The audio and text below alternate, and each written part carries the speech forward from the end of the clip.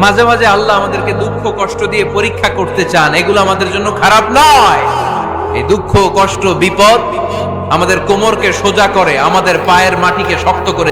মুমিন বান্দার বৈশিষ্ট্য হচ্ছে দুঃখ কষ্ট বেদনা জ্বালা এগুলোতে সে আপসেট হয় না, সে হাল ছেড়ে দেয় না, সে ভরসা রাখে একজনের উপর, চিল্লায় বলতে হবে তিনি কে।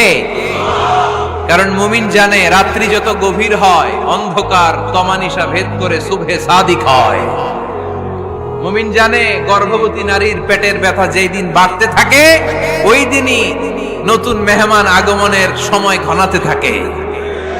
মুমিন জানে তার জীবনে দুঃখ কষ্ট বিপদ যত বাড়তে থাকে সুখের দিন কাছে আসতে থাকে। এজন্য মুমিনের হারাবার কিছু নেই। ফা ইন্না মাআল উসরি ইউসরা, ইন্না মাআল উসরি ইউসরা। নবী হে, কষ্টের পরেই আছে আনন্দ, দুঃখের পরেই আছে সুখ। আপনি সমস্যায় পড়েছেন, ওই সমস্যার সমাধানও আছে না নাই? এই পৃথিবীতে এমন কোন সমস্যা আছে যেটা সমাধান নাই? কথা বলেন।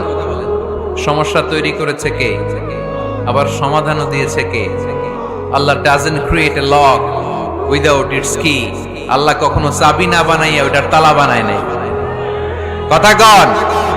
তালাও যেহেতু আছে ওই তালার চাবিও বানিয়েছে কে? মা আনজালাল্লাহু দাআন ইল্লা আনজালাল্লাহু লাহু শিফা।